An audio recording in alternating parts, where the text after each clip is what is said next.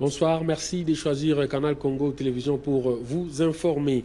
Poursuite ce mercredi 6 août 2025 du procès dans l'affaire parquet général contre l'ancien ministre de la Justice Constant Mutamba, jugé pour détournement présumé des fonds alloués à la construction de la prison de Kisangani. Plusieurs témoins ont été auditionnés au cours de cette audience, notamment l'ancienne ministre de la Justice Rose Mutombo, le directeur général AI de la Direction générale de contrôle de marché public DGMPC, plutôt DGMP. Cependant, la défense a jugé sans objet la comparution de 3 témoins, à savoir les ministres des ITPR, celui des sports, ainsi que le nouvel inspecteur général des finances. Gisèle Etoko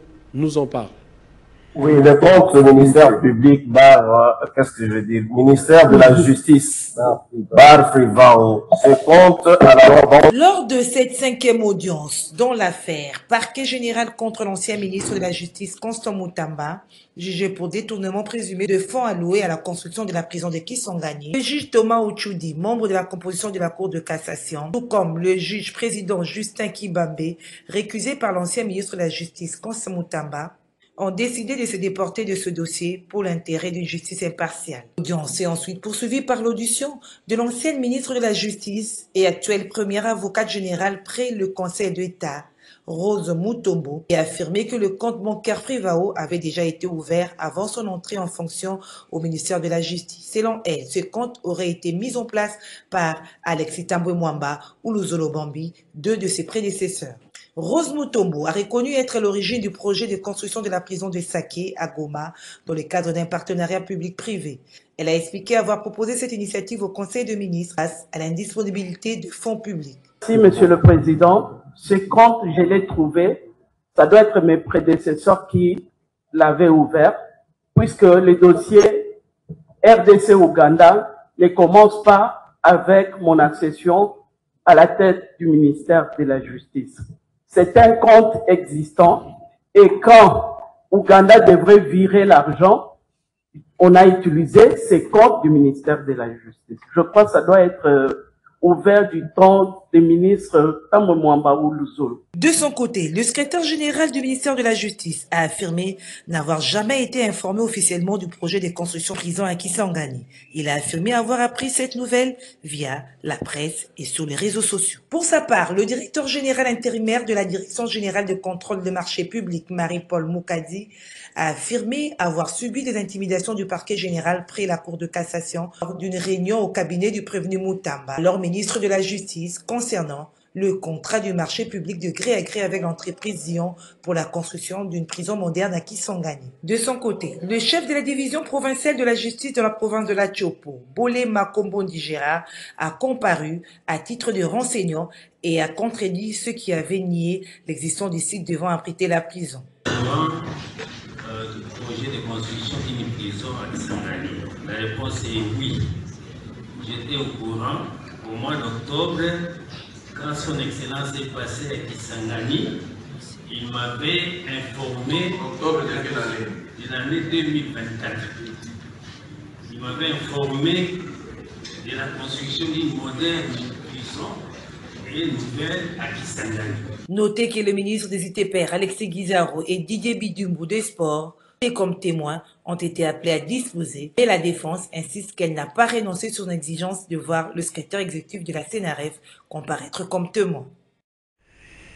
Sachez en plus bref que la directrice générale du média en ligne Events rdc.com, Glody Ndaya, a été conduite ce mercredi 6 août à la prison centrale de Makala dans des conditions que son équipe qualifie d'irrégulières. En effet, selon une déclaration faite par le propriétaire du média Simardo Kivula, la journaliste est transférée sans avoir été confrontée à la partie plaignante en violation de ses droits fondamentaux. Elle est reprochée d'avoir autorisé le 31 juillet 2025 la publication d'une enquête d'un cabinet tierce relayée par plusieurs médias panafricains dont eventsrdc.com concernant le docteur Vincent Lokonga. Cette détention soulève déjà l'inquiétude dans le milieu journalistique et les organisations de défense des droits humains alors que la liberté de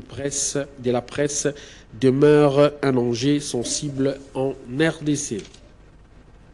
Parlons à présent de la cérémonie inaugurale du nouvel immeuble de la Direction générale des recettes administratives, judiciaires, domaniales et de participation des Gérades qui a eu lieu ce mercredi 6 octobre 2025, situé au croisement des avenues Petit Boulevard et Révolution à la 3e rue limitée résidentielle. C'était à la grande satisfaction du personnel de cette régie financière.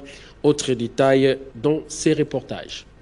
Permettre à ces agents et cadres de travailler dans de bonnes conditions, la Direction générale des recettes administratives, domaniales et des participations des Gérades vient de doter la direction urbaine de Kinshasa-Est d'un nouvel immeuble situé sur la 3e rue limitée résidentielle au croisement des avenues Petit Boulevard et Révolution et dont l'inauguration est intervenue ce mercredi 6 juillet 2025 en présence de Enej Nsele, vice-ministre des Finances, représentante personnelle du ministre des Finances Doudou Fouamba. Initié sous l'impulsion du directeur général de la DGRAD, Étienne Ouchoudi Lutula, dans le but de doter cette régie financière de son propre patrimoine immobilier, le projet de construction de ce bâtiment administratif de 3 niveaux a été réalisé sur fonds propres de la DGRAD.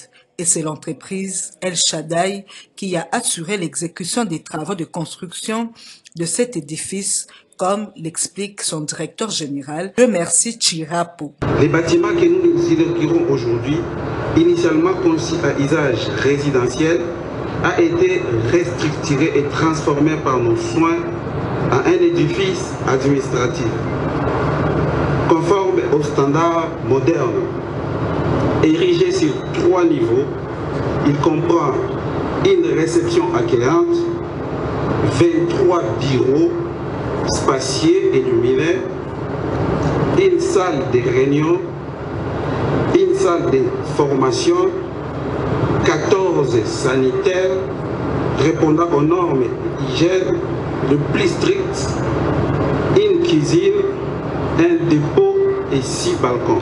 Pour sa part, le directeur général de la DGRAD, Étienne Ouchoudi Lutula, s'est félicité dans son mot de circonstance de l'érection de ce bâtiment qui offre aux agents et cadres de sa régie un cadre de travail leur permettant d'accomplir dans d'excellentes conditions leur mission de recouvrer les recettes non fiscales de l'État. De conscience des cadres et agents de la direction urbaine de la DGRAD Kinshasa-Est qui vont y travailler, de veiller à les maintenir en état de propriété, d'utiliser l'immobilier en bon père de famille et de réserver un accueil chaleureux et courtois aux assujettis et à toute personne à la quête des informations et ou à l'assistance concernant leurs obligations fiscales.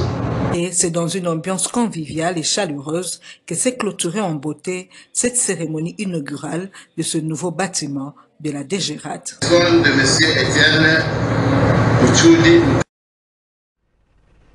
L'opacité dans la gestion de l'autorité des régulations de la sous-traitance dans le secteur public ARSP a fait l'objet d'un point de presse organisé par les réseaux des entrepreneurs solidaires qui exigent un audit indépendant et public dans la gestion des marchés attribués entre 2021 et 2025. Selon ces réseaux, Miguel Cachal, nommé le 15 novembre 2022 à la tête de cette entreprise de l'État a brillé par la caporalisation de ces secteurs en monopolisant le marché. Reportage Moro Nzambe. Nous sommes derrière les chefs de l'État.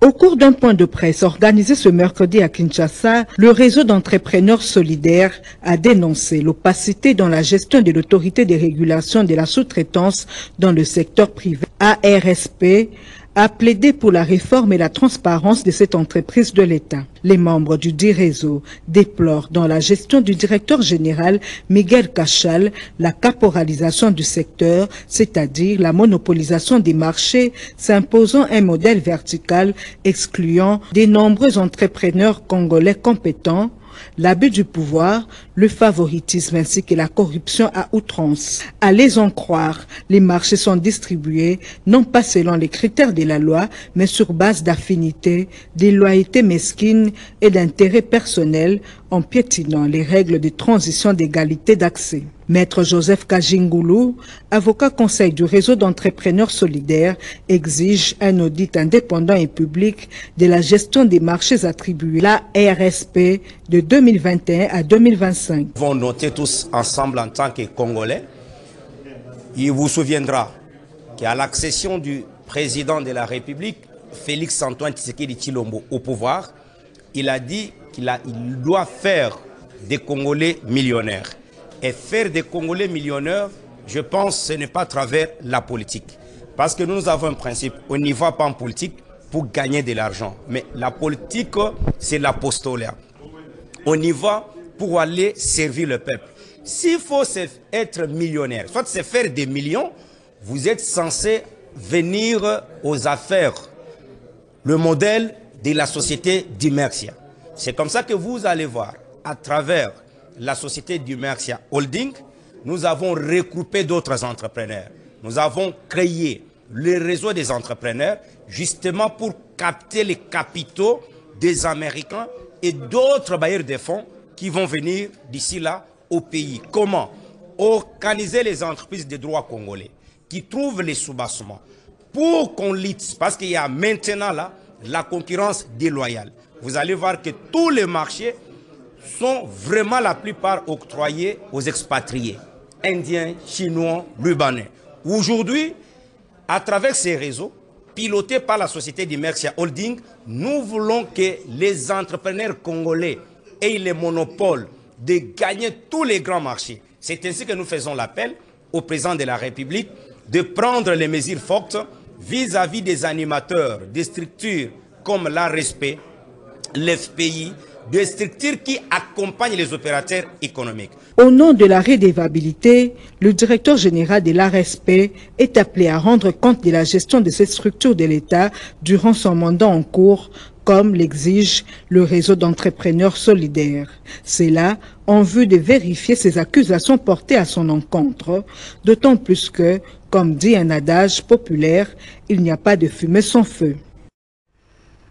Annoncé par le chef de l'État Félix Antoine Tshisekedi vendredi 25 juillet 2025 lors du Conseil des ministres, le remaniement gouvernemental qui s'annonce dans peu de temps fait couler beaucoup d'encre et des salives approchées à cet effet. Jeff Pambi, l'administrateur principal d'Alerte RDC, estime que seul le chef de l'État qui a le pouvoir de changer son gouvernement et souhaite le départ de plusieurs ministres. Il est au micro de Blati Ngondola.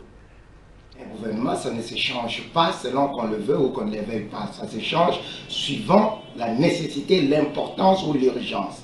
Et ici, vous conviendrez avec moi que c'est 6 mois après, pratiquement, la mise, ou du moins l'entrée en fonction du gouvernement souminois, et que le chef de l'État avait émis le souhait de changer ce gouvernement, ou en tout cas d'y apporter des petites modifications dans la configuration. Et cela n'a pas été fait, puisque ça devait l'être en tout cas en début d'année, ou l'année passée. Ensuite, vu la situation sécuritaire très tendu, politique vacillant, et le chef de l'État a désigné son conseiller spécial en matière de sécurité pour mener des consultations en vue d'un gouvernement ou de la mise sur pied d'un gouvernement d'union nationale.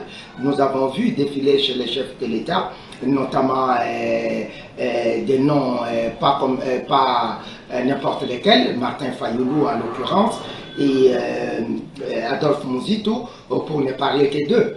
Et tout le monde a pensé que ça serait le départ. Mais notre avis est qu'un gouvernement d'union nationale doit ou devrait en tout cas être constitué après des concertations en interne.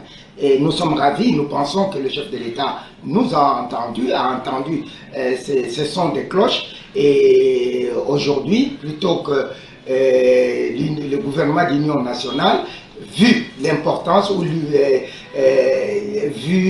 je dirais, la nécessité jugée par le chef de l'État lui-même, il va modifier l'équipe gouvernementale et selon ce que nous avons entendu, il va maintenir la première ministre, sauf changement en tout cas, et puis il va modifier la composition en interne.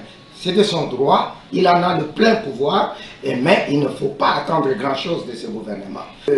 Malheureuse et que nous sommes en train ou que nous voudrions, qu'on voudrait nous faire revivre aujourd'hui. On n'a pas besoin de toutes ces choses-là dans ces pays. Vous savez, et alerte chez nous, dans notre plan de contingence pour éviter les chaos à la RDC, rendu public depuis une année avant, ou 2 ans déjà de cela, et nous avons évoqué la question de culte des personnalités. Et je doute fort que Félix Tshisekedi ait besoin de ça. On n'a pas besoin de ça. Et de toutes ces personnes-là, et qui ont passé autant de temps au gouvernement, je n'en vois pas un qui pourrait amener quelque chose de plus.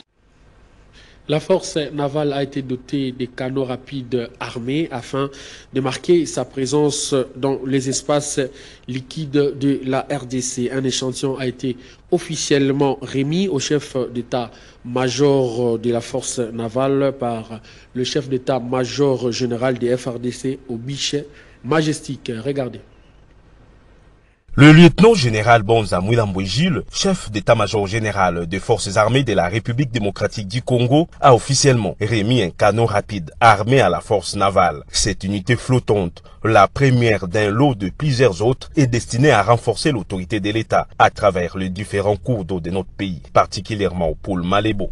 La cérémonie a eu lieu ce lundi 4 août 2025 au Beach Majestic River, dont la commune de la Gombe. La dotation de ces canons rapides à la force navale entre dans le cadre de la matérialisation de la vision du président de la République, Félix Antoine Tshisekedi, commandant suprême des FARDC pour son armée. La vision de construire un grand outil de défense au service du peuple congolais. Les clés de ces speedboats ont été officiellement remises au vice-amiral Kouyondi et Mehdi Albert, chef d'état-major de la force navale, par le lieutenant-général Bonza Mwilambo-Gilles, chef d'état-major général des forces armées de la République démocratique du Congo. Ces speedboats sont équipés de 2 moteurs de 250 chevaux chacun. Ils sont montés d'une mitrailleuse de calibre 12,7 mm et de 2 armes PKM. Pour se rendre compte des performances de ce type d'engin, le chef d'état-major général, ses 2 adjoints et d'autres officiers sont montés à bord de l'un des speedboats. Une démonstration a été réalisée dans la baie d'Engaliema sur le fleuve Congo. Les marins eux-mêmes ont continué à s'entraîner pour maîtriser l'engin.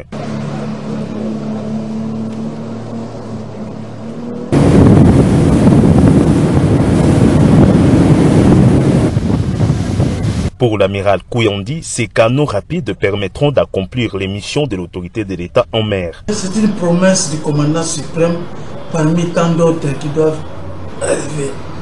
C'est aussi pour marquer pour notre visibilité sur nos espaces liquides et aussi tout marquer, faire une permanence zone. Ce n'est pas l'unique unité, il y en a encore tant d'autres qui doivent arriver. Nous voulons être présents partout en République démocratique du Congo.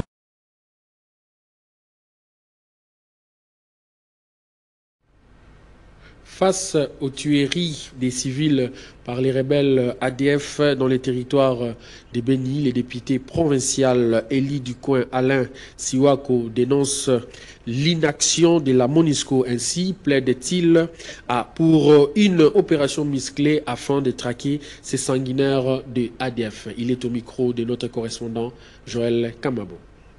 Pourquoi nous avons toujours dit que les ADF n'ont aucune force devant les FARDC. Les ADF n'ont pas la force plus que les contingents de la MONUSCO qui sont à Béni depuis plus de 20 ans. Et donc, il y a des choses qui ne marchent pas à l'interne. Et quand nous disons qu'il y a des choses qui ne marchent pas, au lieu de nous écouter, il y a des gens qui courent seulement pour arrêter. Les gens qui dénoncent la complicité qui se passe. Je pense que il faut commencer à nous dire des vérités.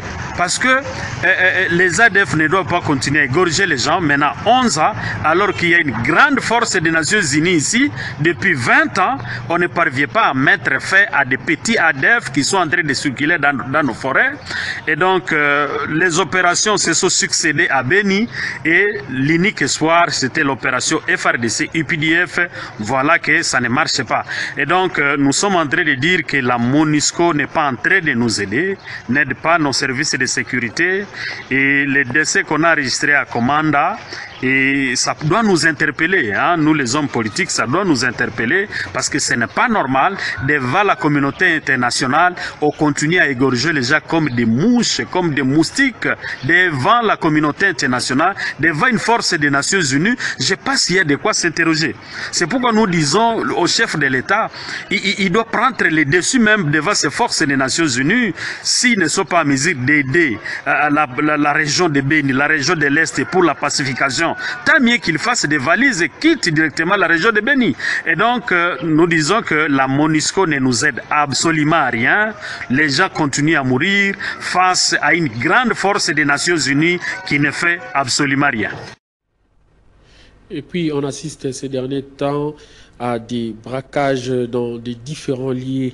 Ce phénomène ne fait que prendre d'ampleur à Kinshasa, la capitale de la République démocratique du Congo. Les habitants du quartier Rigini ont assisté à un braquage sur l'avenue Chapelle où les hommes armés ont attaqué une Jeep transportant de l'argent tout en abattant les policiers qui l'accompagnaient. Suivez.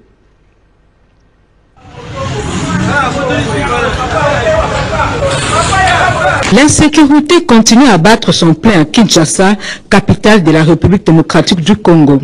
La population du quartier Rigini, dans la commune de Lemba, a assisté à un braquage. Des hommes armés non autrement identifiés ont attaqué une Jeep transportant de l'argent, abattant ainsi le policier qui l'accompagnait. L'événement s'est produit sur l'avenue Chapelle, au quartier Rigini, dans la commune de Lemba. À bord de 4 motos, les assaillants se sont emparés du butin avant de prendre la fuite en tirant plusieurs coups de feu sur l'avenue Université.